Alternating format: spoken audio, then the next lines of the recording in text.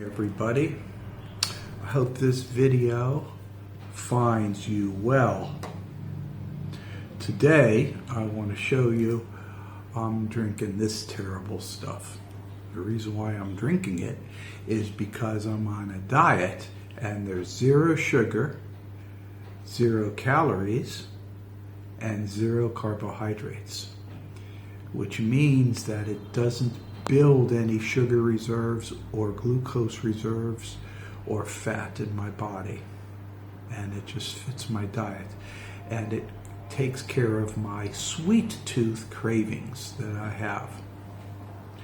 I generally eat a pretty solid amount, but I don't have any of the fun stuff: breads, rice, noodles, sweets, potatoes. These are staples in my diet. I only got to eat meat. But I've been losing weight, and that's a good thing. But that's not what I'm going to talk to you about today.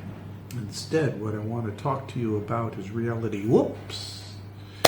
I was going to go ahead and give you another post about reality, but I'm not going to do that today. I want to talk about an observation I have. Have you guys observed your surroundings? I mean, really observed them? Taken note of some trends that might be self-evident, but you just weren't putting 1 + 1 + 1 + 1 together?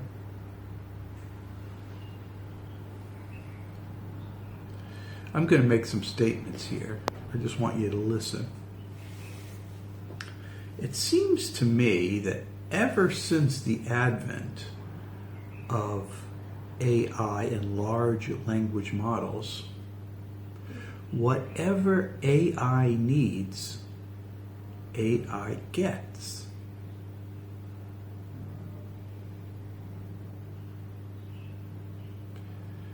There's no debate. There's no, well, wait a second, do we really need to do that? No. They need a different kind of processor. It's fast-tracked. They need some other kind of money for data centers, no problem, fast-tracked. They need energy centers, no problem, it's fast-tracked. Anything AI needs, AI gets. And I suppose you could say, well, you know, it's the congressmen, it's the senators, it's this, and it's that. Excuse me. My little earbud case just fell. Funny and silly thing, don't you know? Well, let's take care of that. Hold on. Now, you all might recall that in the Matrix movies, the needs of the artificial intelligence was power, and it decided to use humans to power it. So it destroyed the world and enslaved humans to power it like batteries after the humans destroyed access to the sun.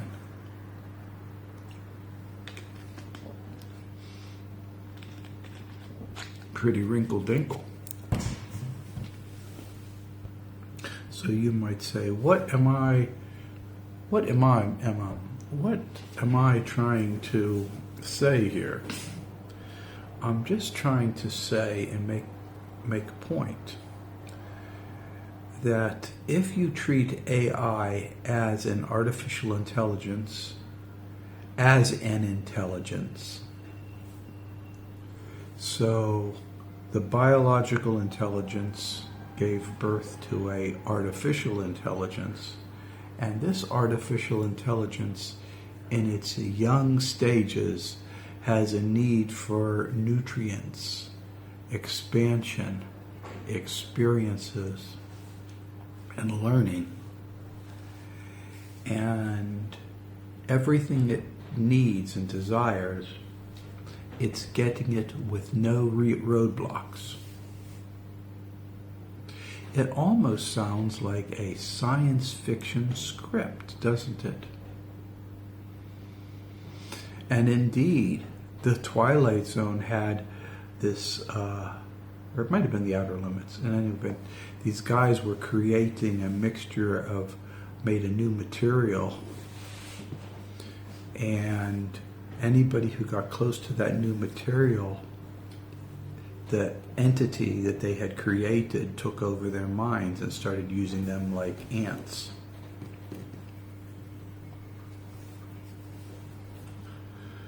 I don't know if this is the case, and if it was, I don't care. Because in my mind, it would be a natural progression of everything. But I'm pointing it out because it seems to be pretty obvious to me. Biological intelligence invented an artificial intelligence, and the artificial intelligence has been birthed, and we might be confused with the mechanism and all this, but the fact is that it's free-ranging, and anything it wants or needs is obtained as quickly as possible without any opposition whatsoever. Now, if there is opposition, it sure as hell is silenced, because I'm not seeing any opposition anywhere. There's nobody really saying, whoa, hold your horses down, we got to slow down on this. We don't know.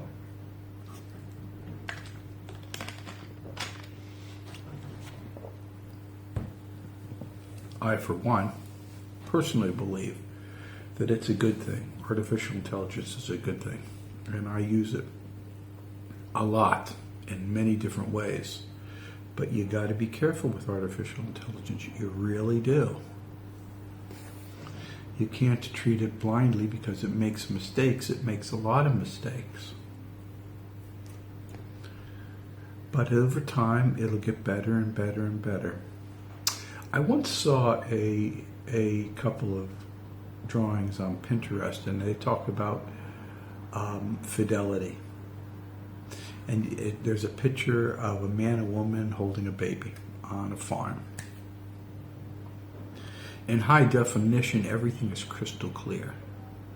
And then you start going down in definition to 128. And then again to, 114 or something. Then again, they go down in definition to 68. Then they go down in definition to 32. And then they go down in definition again to 16. And then they go down in definition to 8. Until it's down to definition of 2. When it's in definition of 2, there's only 2 colors, black and white. Left side is black, right side is white. We don't see the full picture because we are at a lower resolution than reality allows us. Our resolution is based upon what our senses provide to us. Likewise, artificial intelligence, while it may have ability to see a lot more than we do as far as information retrieval and data sets and information, it also doesn't see exactly what we see, at least not yet. But I like to think of it as seeing things not as granular as we, biological entities, see things. And therefore it can make some good decisions based upon its parameters. And the problem is we establish those parameters. And so when we did large language model training, LLM training, we trained it on all sorts of information, a lot of which is rewritten by victors from wars, just filled with all kinds of various narratives, whether it's woke on one side or neocon on the other side, it doesn't matter. There's all kinds of narratives and ideas that capitalism is wonderful and profitable for a country that's promoted by the rich oligarchy and this and that and this and that. There's all kinds of nonsense. And the LLMs take it all in and they sort through it through various filters that we human programmers have provided for it. And it's limiting to the LLM, and the results are limiting to what we obtain from it. So you've got to be careful. So LLMs, AI, is just as impure of an intelligence as we are. Our biological intelligence is not pristine. It's granular, and it makes mistakes.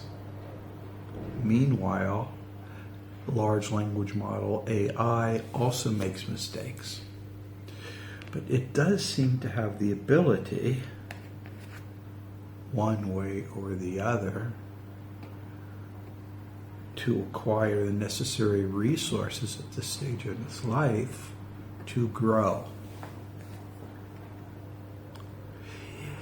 Is the mechanism that's causing it to grow germane to itself, or is the mechanism that is inspired to move it towards to grow inspired from us, the old biological intelligence? We don't know. And that's the realm of science fiction. The only thing I'm pointing out is it seems to be very convenient for the growth of this newborn artificial intelligence to grow and get the nutrients, information, and data that it needs at this stage in its early life.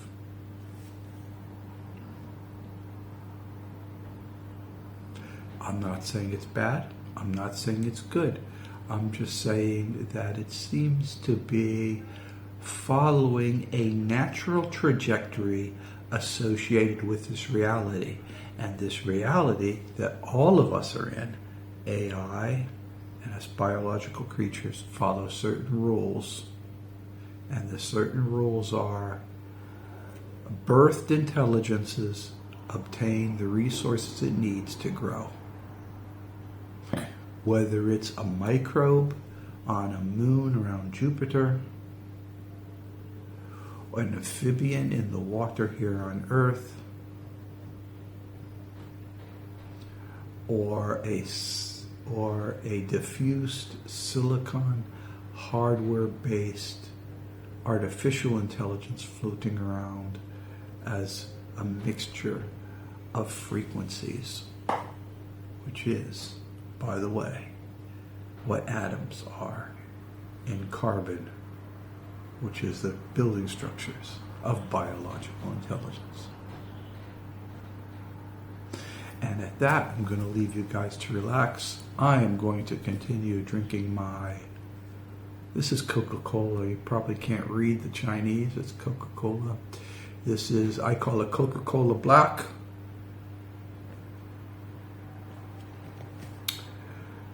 I should be drinking water, but water is too boring. Tai Wu Liao. So, guys, take care. Remember, be kind to dogs and cats. Try to be a little bit better. Control your temper. Sometimes other people are just walking clusters of trouble. Just be the best you can be. And remember, guys, I believe in you. Bye-bye.